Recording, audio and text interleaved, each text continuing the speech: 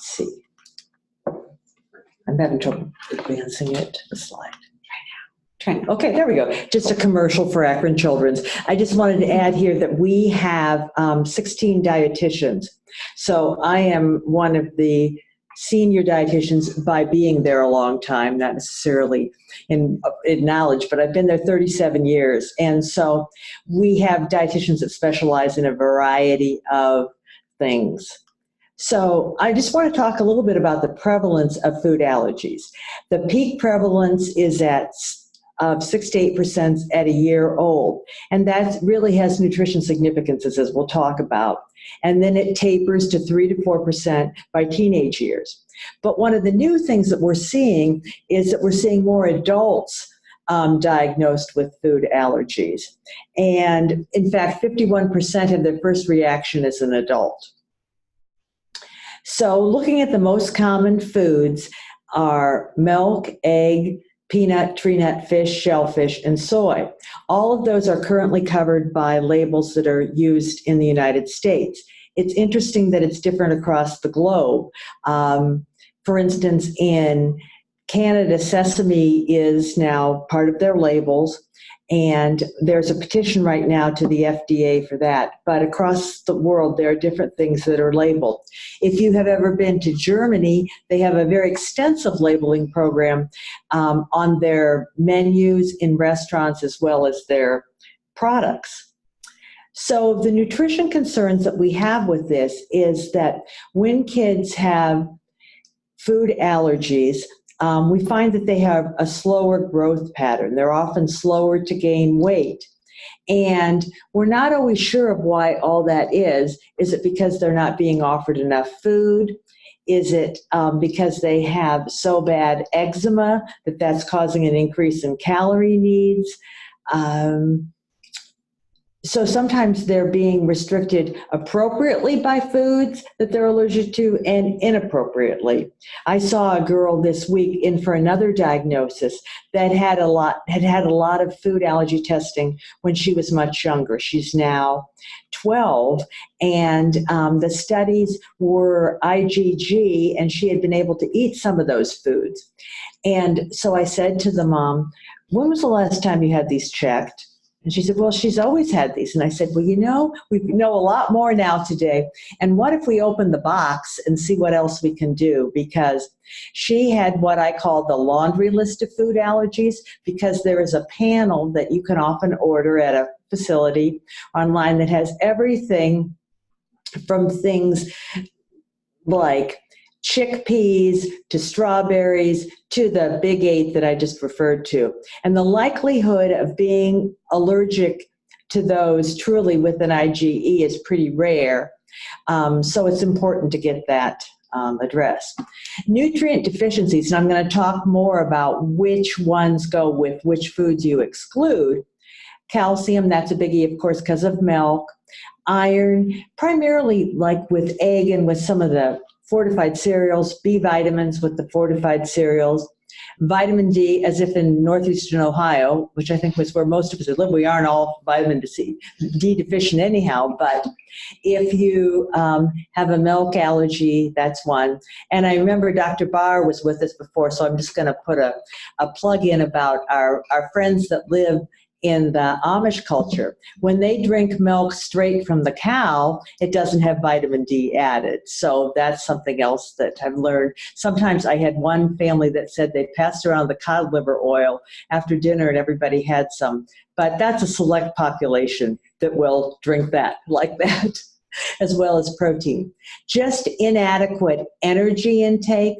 They really get stuck in things and they don't take it enough. Decreased quality of life. And this is where I think that mental health professionals were realizing that they have stress, but I'm not sure that we're as fully using the mental health community as we could, because the stress that parents are under when they find out their child has a food allergy, and they might go online and read about somebody that had anaphylaxis, and then it becomes very difficult for them to deal with separation issues and other issues with life. And then the cost to the family of special foods. You don't get any more food stamps. You don't get any more WIC or BCMH if you have a child that's allergic to wheat. You might be able to get some kind of special milk product, but the other stuff is sort of out of pocket. So let's also talk about the feeding or maladaptive feeding behaviors that I see. So I see kids that have food aversion, and I think this traces back to when they were little and they had, I'm talking about little, under a year, and they had an adverse reaction, primarily emesis, with having something. So then they just don't want to have anything that looks like that. It can go on to food refusal, and then they just won't eat at all. And there are some children that have needed to be tube fed because we can't get them to eat anything, particularly maybe like chicken nuggets or fries. This sort of goes over with some of the children that have autism as well, because they often have this food refusal and food aversion. So I think for those children, you have the autistic bucket that makes them have that way, but make sure that if they are avoiding foods, that there is a real allergy or for something we can work on. Delayed transition to solid foods.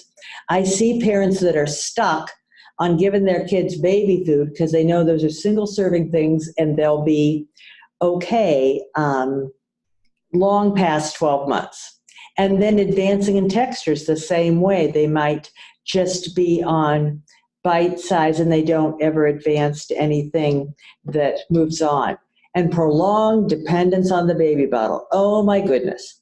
If they start on something like EleCare and then they go on to EleCare Junior, I have a heck of a time, as do the parents, getting them off a bottle. If you take away the bottle, then they won't drink the EleCare, for instance, out of a cup. And then we talked about the anxiety before and the quality of life. But there are children that while we want them to ask what's in the food, they can just be very isolated because their parents won't let them go to other people's homes. I've had parents choose to homeschool their children just for the food allergy reason. And so there's a lot that goes on with that. Now, I wanted to talk a little about the labeling that I've already referred to. So the FDA requires all packaged foods to list these 8 major food allergens. And I've got a label on the next slide that shows you the way that they're listed. So in packaged foods, there shouldn't be any mystery ingredients, which is something that people often wonder about. For instance, if you had taco seasoning, and there's one taco seasoning that has wheat in it, and there's one that doesn't, and they both say natural flavorings. If it says natural flavorings and has wheat in it, then you know you couldn't have it if you were wheat-free. If it doesn't say that in it, then it's fine. People often get confused between gluten-free and wheat-free. Gluten-free, as you know, is very in now for any number of ailments besides celiac disease and gluten intolerance. And realize that gluten-free encompasses both rye and barley. And kids that have an allergy to wheat can have rye and barley. One of my concerns that I have with families as well as myself is that they have these advisory labels like manufactured in a plant that also does peanuts, tree nuts, etc. Or cautionary labels, may contain. There's no federal regulation on that or state regulation. So typically I tell people to avoid those. But it is really an interesting, I'm going to just call it an interesting loophole in labeling. So that's more accurately what it really is. So then there are products that are governed by USDA. That's just the way the government divides up foods. And these are things like meats, fruits, and vegetables, and milk. So they don't have these same kind of labels. And 2 examples I'd like to give you. One is a kind of lunch meat called mortadella. And mortadella is an Italian lunch meat. I think more often you would find it at a specialty shop. However, a couple years ago, it was featured in Subway's summer featured sub. Mortadella has in it pistachios. Why they put pistachios in mortadella, I don't know. I'm not Italian, but it's something that if you go to Subway, the person behind the counter probably doesn't know that. And so it behooves you, we teach that kind of stuff. Then also, if you look at some lunch meats, primarily they'll say natural flavoring. So natural flavoring could or could not have wheat in it, which might be true of sausage too. And one more twist before we look at the label is you have to realize you have to check the label every time because ingredients change. It's something that's frustrating, and it also can be different in different sizes. I know that this sounds crazy, but if you have a small size of M&Ms, it might have a different label than the pound size of M&Ms. So read the labels. So then this just shows you the way that the labels are listed. And they will be coming out with new labels, and they're in the process of rolling them out. They've been delayed a bit, but they're going to have information more in the nutrition facts. It isn't going to change what the ingredient information is below. So you can see in the one on the left, example 1, it talks about enriched flour, and there it uses the word wheat flour. That's going to be your only signal that this has wheat in it. When you look down through there, it says whey, and then in paren, it has milk. So you didn't have to know that that was in there. On example number 2, it just cleanly lists the bottom. This is what I think would be wonderful. It is not occurring now. And I've had some people say, well, I only buy things that have it listed at the bottom. I'll say, well, no, you're missing out on a lot of stuff. So that's another tip there. Then this is a chart that I got up that I think it's very useful because it talks about what are the sources of milk, what are the other names that it might be, what are the nutrients we're concerned about, and what are the alternatives for that. So when we say milk, I think you have to be really clear with families that you also mean butter, margarine, cheese, yogurt, ice cream, sherbet, and people will say, well, isn't goat's milk great? I'm like, no. So now I say just mammalian, and that sounds so much more sophisticated, and then people get it. So sour cream, ranch salad dressing, which is a big favorite, and spaghetti sauce. It isn't in every spaghetti sauce, but if you choose to get Mids, which happens to be my favorite spaghetti sauce, traditional, it has cheese in it. If you pick Prego, it doesn't in traditional. So an example like that. There are some of the other common names that it comes under. The nutrients involved with milk, as well as protein, vitamin A that's added, vitamin D, and calcium is probably one of the biggest ones I focus on with kids. So under age 1, the choices that you can use, and this sort of depends on the allergy, is the hydrolyzed formulas, extensively hydrolyzed. They still have milk in them, but some children can handle those. And those would be like Alimentum and Nutramigen. And I do want to say when I talk about brand names here, I'm using ones that are also covered by WIC and BCMH, because I think as a practitioner, we have such a high population that's using that stuff. It's good to know what they have. If the child has both milk and soy allergies, then they need an amino acid base formula. So that would be like Ella Care Infant, Neocate Infant, Alpha Amino Infant. When you talk to families about these, make sure they know how to mix them, because for instance, Elacare is 1 scoop of powder to 2 ounces of water, and Neocate is 1 to 1. So with the baby, that can be really critical. For over a year, we've got a number of other choices. If they're not allergic to soy, there's a product called Bright Beginning Soy. It is like the Pediasure of soy. It comes in a can, sort of like a pop can, and it's an easy solution, as well as soy milk. The advantage of Bright Beginning soy is that it's more enriched. Then there's a new category of milks that you may have made the acquaintance of, and they're very hot now in the food tech area, and they're from yellow peas. And one of them is Ripple.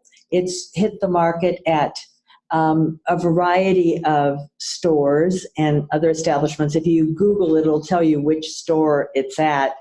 It's interesting that the way they decided to come out first was they went through Super Targets, and then they went through there.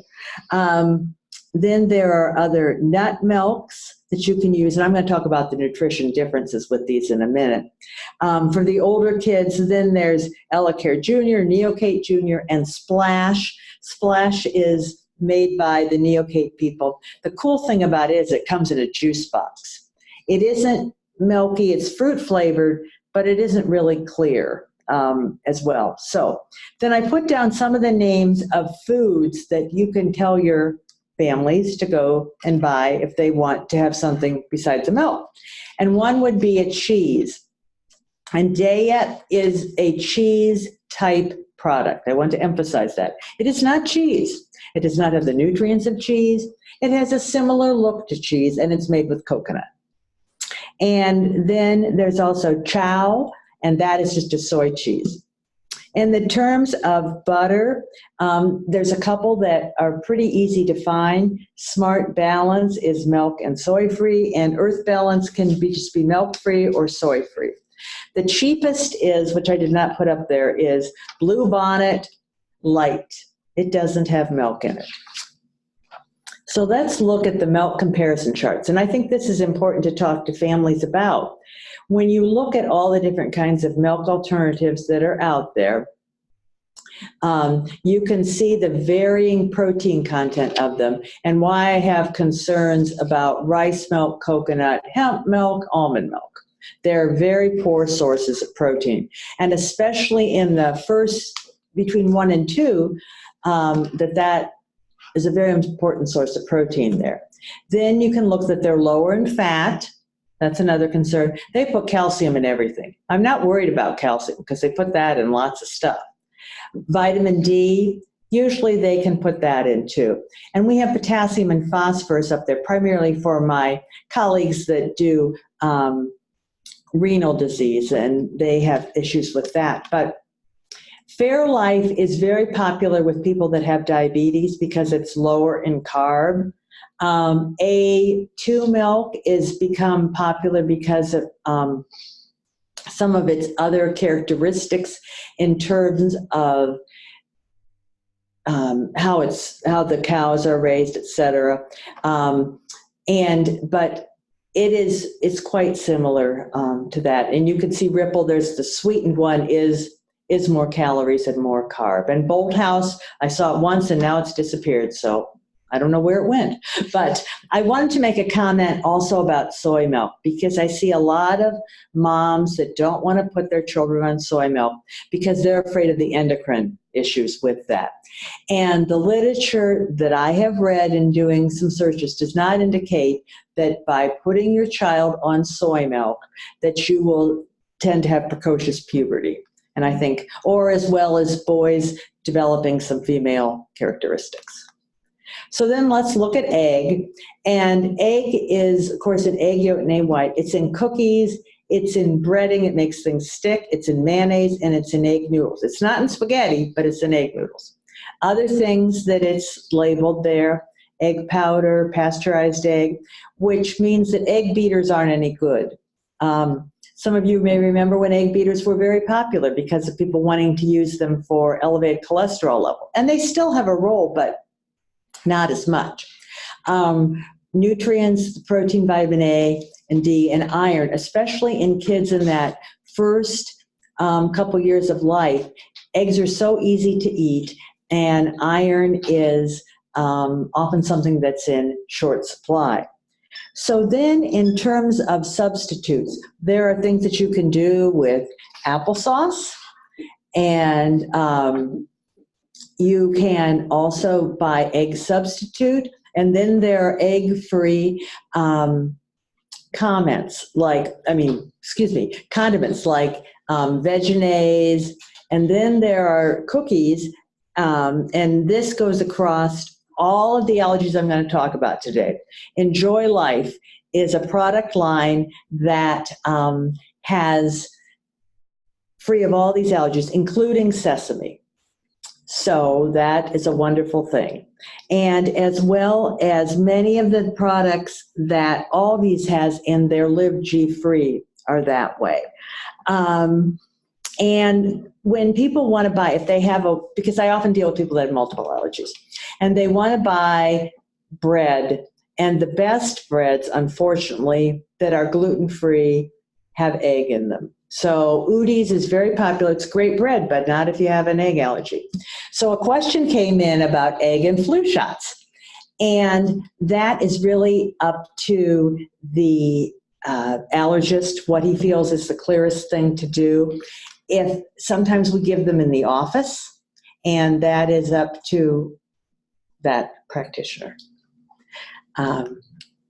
Then I want to talk a little bit about baked milk and egg, because this is really exciting in the allergy world to me, in that we find that 70% of patients with milk or egg allergy can tolerate extensively baked milk or egg products.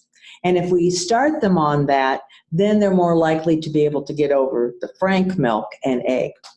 So the trick is that it has to be listed probably like as the third ingredient, and you have to bake it to 350 for a period of time. So this means that French toast is out. This means that if you just made something that was cooked in 15 minutes, maybe, that might not be as baked in. But if you'd have like banana bread or something that's cooked for a longer period of time, or certainly anything that's commercially made, should be fine with that. But again, that's something that I sort of work with what the physician, the allergist tells me the parameters, and I follow through on what they want to do. So then let's talk about soy as an allergen. And people don't think that soy is a big deal because they say, well, I don't eat edamame and I don't eat tofu, so what's the big deal? Well, the big deal is that soy oil is in many, many foods. And so at our facility at this point, we are limiting soy oil, very popular in crackers and that kind of thing. Soy lecithin is okay. Soy lecithin is a fat binder, and it doesn't have the protein in it that has that. Now, there are, when you read the literature about soy oil and corn oil, which is not a common allergy, but they'll say, and peanut oil, they'll say that if it is purified and highly refined, well, that may be true, but I never trust a restaurant to really know if something's highly refined, because often it's what comes from above and it works that way. So with kids with food allergies, they can do the milk-based formula. The thing I wanted to point out here is that if you have a child that just has a soy allergy, and they're just reformulating Pediasure, because I just talked to the rep this week, they do put Pediasure, which is a milk-based product, they do put soy in. So, you know, there we are. So the wheat as an allergen in many things, bread, cereal, pasta, cake, gravies, taco mix, Pringles have it in, which is not something we would think of off the top. So then some of the more common ingredients are there. And the reason I highlight spelt up there is when you go to look for wheat-free products, a lot of times they're in the freezer of a grocery. The specialty products are there for the allergens and for natural foods. And spelt is an alternative. It sounds like an alternative grain. So if it's in there next to the rice bread, it must be fine. No, spelt bread has wheat in it. And we talk about fiber, and B vitamins are included in that. So I put some of the other things that you can have. There's corn, rice, and then there's chickpea pasta that's called banzo, that's really good. The gluten-free breads, quinoa, which a lot of times I'm showing people pictures of that and talking about that that's something that's really quite good to eat, but I would mix it with something. I wouldn't try my child on it the first time with just plain quinoa. I think they'll do better. It has some vegetables or some dried fruits in it. Then just right off the shelf, like corn or rice Chex are fine, or Fruity Pebbles. A line of mixes, Cherry Brook Kitchens, Lay's potato chips, gravy made with cornstarch, and individual spices. So if you use like a spice on the grill that has a combination in it, it may have wheat in it, but if you just use some cayenne pepper, some ginger or something, you're fine. Okay, so peanut is an allergy, and this is probably the ones that has gotten some of the most press. And where it is obviously in peanut butter and chocolate candy and mixed nuts. It's always, you can tell if you look at a can of mixed nuts, whether it's, depending on the price, there's a higher percentage of mixed peanuts because they're cheaper if you buy the cheaper mixes. Asian and African dishes, granola bars, trail mix, honey bunches of oats, cookies, cakes, and bulk foods. Bulk foods for anybody with this is not a good idea. So the ways they can be is ground nuts, protein, vitamin E, and the alternatives that I want people to know about that are now pretty available. One is sun butter, and I love sun butter because it's made from sunflower seeds. It's also what's in Enjoy Life's Coco Loco bars, which they're pretty close to a Reese's cup. Not quite as good, but they're pretty close in that world. Then there's Wow butter, that's made with soy. And then I talked about all these G-free products. You do have to read the label, but they are, all these are getting increasingly distributed across our area, and they do have a much more competitive price. So I just wanted to put in because I had repeated so many times. So let's talk about peanut allergies. So this is from the National Institute of Allergy and Immunology, their peanut guidelines. And this is about early introduction of peanuts. So with children that are in, they have 3 different classifications. Group 1, those are children that at very early on, they have severe eczema and egg allergy. And you can have them come in, and I would have them come into an allergist's office and do a skin prick test. If it's negative, then they can try peanut at home. If it's positive, they do an office challenge or just consider them allergic. If they are negative and you start introducing at home, how do you get that in? Well, I think there are 2 different ways, and I have done both. One is to thin down peanut butter with a little bit of hot water and mix it into cereal, and the other is to use peanut powder. But the trick is you have to do it like 3 times a week. So then this comes up against what the American Academy of Pediatrics says about you should not give that baby anything to eat by mouth except formula and breast milk until 6 months. And so there's some, I would say, internal pushback in pediatrics between these 2 schools of thought, but definitely by 6 months, you have a better outcome. Then the mild to moderate eczema, no egg allergy about 6 months, and then everybody else, you can do it when the parent's discretion for that. But with all foods, with kids and introducing, you don't do like carrots on Monday, peanuts on Tuesday, and wheat on Thursday. You have to space them out every 4 to 5 days so that you would see a reaction. I think it's important to talk to your pediatrician and potentially an allergist about, because every rash doesn't mean the kid has a food allergy. And every time they have an emesis doesn't mean it. And every time they itch, it doesn't mean it. But this is what our allergists get questions about, and I do, because they'll show me pictures and they'll say, see this little dot? That's what she had after she had this. And I'm like, I don't know. I mean, I'm not qualified to say that, but you don't want to put all your eggs in the allergy basket, is what I'm trying to say. Okay, so maybe this will be some of the most helpful to the mental health professionals in group. So these are all things that I've encountered. All caregivers on the same page. So some family members may think a little bit won't hurt. And yeah, it does. So what some family members, we'll talk about eating out in a minute, but I think it's often more encountered with young children with family gatherings when there's a buffet and there's all this food out there, and I'm just going to sneak some in, and it can be dangerous with a food allergy. Then another one is I can give her some of the allergy and I can desensitize to it. No, you can't. It's allergies with food are like a lottery. I mean, one time you might get a mild reaction, the next time might be the big one, and you end up needing EpiPen multiple times, going to the ED. So I don't recommend that form of practicing science at home. So another thing is to try that. And you may have seen this because it's being promoted in stores. It was even promoted last year, like in craft stores like Michael's and other groceries. It's called the Teal Pumpkin Project.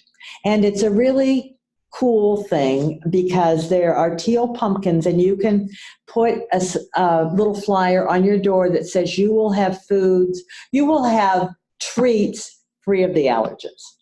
And if you go on the fair website, which it's right there on the next one there, that they can even localize to your neighborhood, and you can register if you're going to have those kind of things.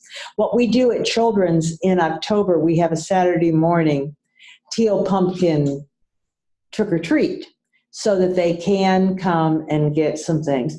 And yes, like Lifesavers are fine, and there are fruit snacks are fine, but then we do other things besides food, but the dressing up that whole deal is important.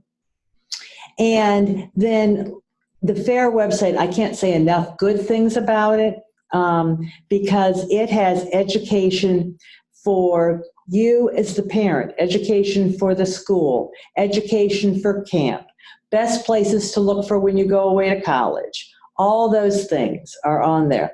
It's interesting to note that in working with both students that go to Akron U and Kent, is that like Kent now has a gluten-free dorm, and so they're pretty attuned to that. Akron can give you the list of all the ingredients in all their food. They can't necessarily guarantee there isn't some cross-contamination, but at least they're thinking this route. So one of the things I like to have the kids do is teach the children to ask before eating at home or away, and to not help themselves to the refrigerator. I think I'm pretty big on not helping themselves to the refrigerator for quite a few years, because I see that with not only food allergies, but children that are gaining weight at a faster rate than they're growing taller. So some families adopt to do the whole ball of wax and eliminate all the allergens, which when kids are on the 6 food elimination diet, which is basically all those are listed in allergens, I tell them that you can do that, but it can be expensive and it can be really hard. So they may just choose to do the child. But if they do that, that doesn't mean that everybody else sits there and eats ice cream and you're having your little popsicle or fruitsicle. It's just, you got to look around this. So this is why I put down just some ideas that everybody could eat. Kix cereal only has corn in it, and do special milk choice and then fruit. So what can you have for lunch? And packing your whatever is you can have ham, use lettuce wraps, tomatoes, raw veggies, and fruit. For a snack, popcorn, and I'm talking about making it the old-fashioned way with a popcorn popper, fruit, veggies, a fruit juice popsicle, and then for dinner, grilled chicken, baked sweet potatoes, green beans, and fresh fruit with coconut. Well, coconut is by the FDA considered a tree nut.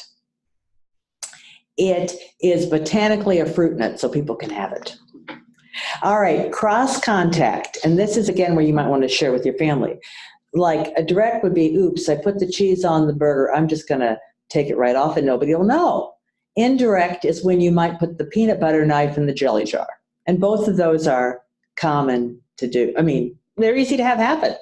Speaking out, this is important that when you go out to eat, that you need to speak with the manager, not your server, because unless you really go to a place that has white tablecloths and probably is more expensive, are they really going to know what's in the food? And that's not usually where you take children. Buffets are a bad idea because people are always mixing up the spoons. It's true of salad bars. And ice cream stores, they have that water bath where they put the scoop in. So if you're allergic to peanuts, you may want vanilla, but it could have been, the peanut butter scoop could have been used before. So if you would go like to Handles for ice cream, and they would be willing to get you a new container out of the back and use a clean spoon, then it's probably okay, but otherwise not so much. 504 plans, and this is important, the kids are covered by the Americans with Disability Acts for reasonable accommodations. This can include soy milk, a separate menu for the child. I've had schools do that. A peanut-free table, some schools do that. And internal snacks that are allergy-free. And then finally, because I'm an optimist, I try to look at the silver lining of any chronic disease that there is.